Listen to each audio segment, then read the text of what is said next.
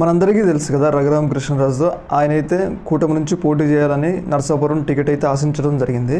కాకపోతే ఈ యొక్క నరసాపురం టికెట్ బీజేపీ రఘురామకృష్ణరాజుకి కాకుండా వేరే వాళ్ళకైతే ఇవ్వడం జరిగింది. అయితే ఈ సందర్భంగా కొన్ని కీలక విషయాలు అయితే తెలుస్తున్నాయి. ఎందుకు రఘురామకృష్ణరాజుకి టికెట్ రాలేదనే విషయాలు అయితే ఇప్పుడు ఒక కీలకమైన విషయం అయితే తెలిసింది. అది ఏంటి అంటే, మనందరికీ తెలుస్తుంది కదా, అమిత్ షా ఒక కీలక విషయాన్ని అయితే తమ యొక్క ఏపీ బీజేపీకి సంబంధించిన నాయకుల దగ్గర అయితే పెట్టడం జరిగింది.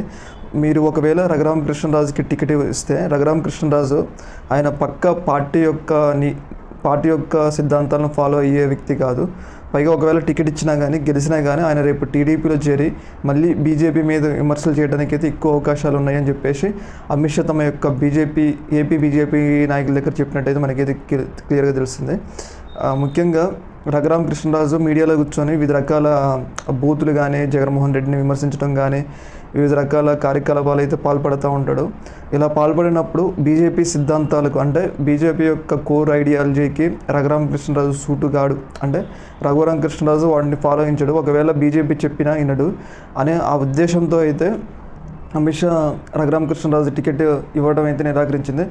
ఇప్పటికే ఉన్న సిన్సియర్ ఏపీ బీజేపీ నాయకులు ఉన్నారు కదా, వాళ్ళకైతే టికెట్ ఇవ్వండి అని చెప్పేసి అయితే అమిత్ షా తమ యొక్క ఏపీ నాయకులకి చెప్పడం జరిగింది. ముందు ఇది కారణం వచ్చేసి ఇప్పుడు అంటుండే కదా, రఘురామకృష్ణరాజు నాకు సీఎం జగన్మోహన్ రెడ్డి టికెట్ ఇవ్వలేదు, చంద్రబాబు నాయుడు వల్ల టికెట్ రాలేదు అని చెప్పేసి ఇట్లా రఘురామకృష్ణరాజు తన యొక్క ఆరోపణలు చేస్తుండే తనకి టికెట్ రాకపోవడం వల్ల. అయితే అమిత్ షా చెప్పిన కీలక విషయం ఏంటంటే, అతను ఒక సిన్సియర్ కార్యకర్త కాదు. ఇప్పుడు ఒకవేళ చేర్చుకుంటే అతను పార్టీ యొక్క సిద్ధాంతాలకు కట్టుబడి ఉండేవాడు వ్యక్తి కాదు. ఎప్పుడు రేపు ఎంపీ అయినా కానీ ఏ పార్టీలో చేరతారో తెలియదు.